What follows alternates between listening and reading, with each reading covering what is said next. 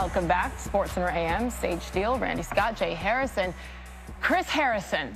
Thank you. Me in today, guys. Thank you for coming back. Can we talk some college football? Yes. Finally. Yeah, we got this guy right here. That's why we brought him in. We have the perfect person to do so. Exactly. Hi, Paul Feinbaum. How are you?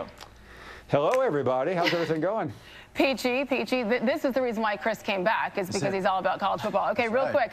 Ohio State last weekend got exposed in some ways defensively against Indiana, of all teams. They obviously came back to win, but defensively, when you look at that, and then you look ahead to this weekend with Oklahoma and Baker Mayfield, what should we expect defensively?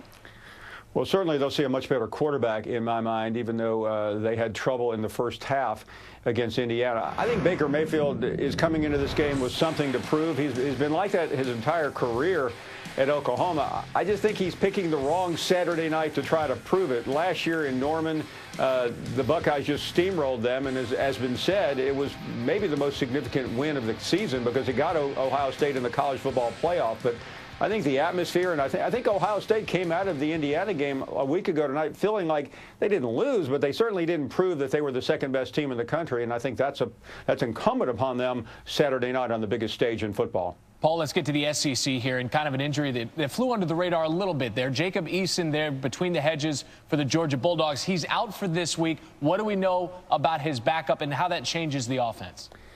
Well, what we do know is Jake Fromm is a raw freshman, just like Eason was last year and just like so many others are these days, and he's ready to go. I talked to Kirby Smart on Tuesday, and he said Jake has tremendous confidence, as all young quarterbacks do. It seems to me, being an old-school observer, that this is the wrong place to begin your career as a starter at Notre Dame, but you have to remember this is a different Notre Dame. This is not Newt Rockne is not coaching. Brian Kelly is, and I don't think the stage is going to be too big for Fromm. He's very confident, if not cocky, and I think he'll perform quite well up there.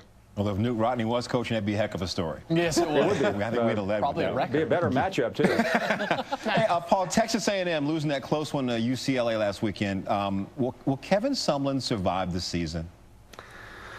It's hard to imagine. I mean, when a board member, the board of trustee member, Busby comes out, Tony Busby comes out on Facebook and Twitter and says you should be fired, that is about as ominous a beginning as I have ever seen. It's also worth remembering that Kevin Sumlin's own athletic director, Scott Woodward, back in May, said that he has to win, and he has to win now. This is a game they should have won. UCLA was not a top 25 team.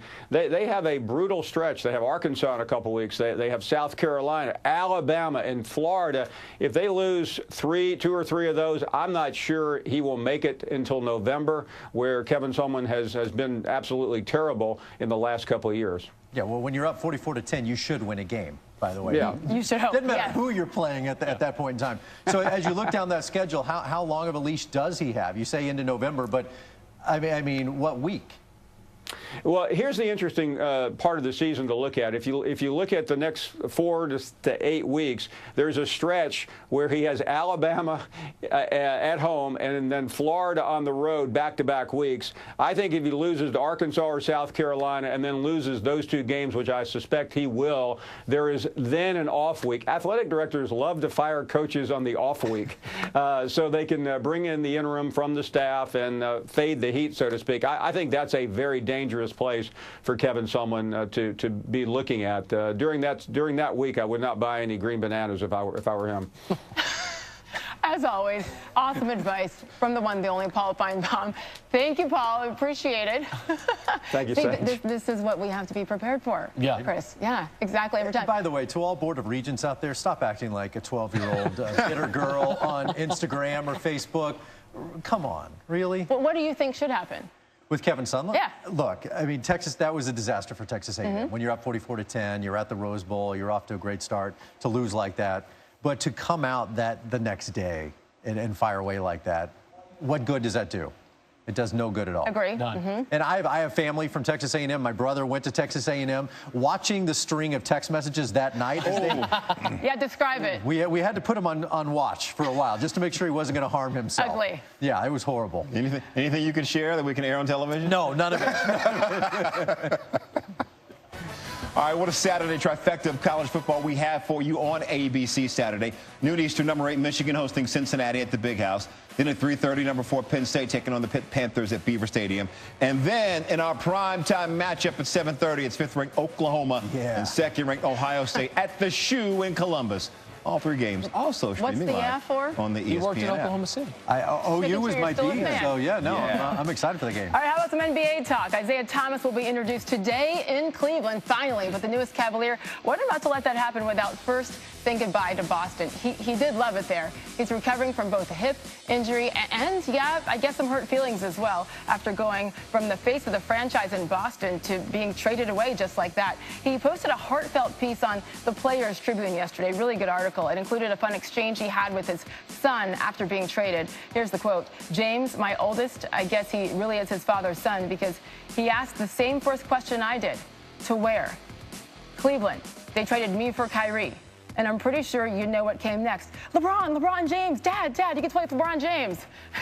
We love it. We love that with kids, Randy. Sage, you're right. And now it's Dave. I get to talk to our NBA reporter, Dave McMenamin, who joins us on SportsCenter AM. Dave, what should we expect with the Cavaliers now set to introduce Isaiah Thomas at 11 a.m.?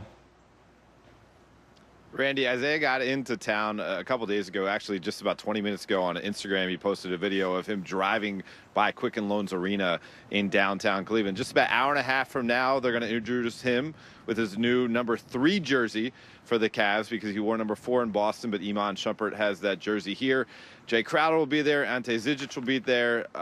They can't, unfortunately, introduce the number 1 draft pick from Brooklyn up on the dais, but I think they'd like to. They're so proud of getting that asset from the Celtics. But maybe the most interesting part of today to me is Tyronn Lue will be at the press conference. We haven't heard anything from the Cavs coach about Kyrie Irving wanting out, how the Cavs offseason has gone, and certainly how Isaiah Thomas will fit into his plans. So that's the big information, what Ty thinks about this trade, and also when is Isaiah Thomas be able to play on that hip of his? We don't have a timeline as of yet. All right, Dave McMenamin with the insight for us on SportsCenter AM. We'll have coverage of that press conference, again, aiming for 11 a.m. Eastern time. Thank you, Dave. All right, with the regular season kicking off tonight, we'll tell you everything you need to know from this offseason in the NFL, and we'll do it in just 155 seconds. So stick around. Tony Romo.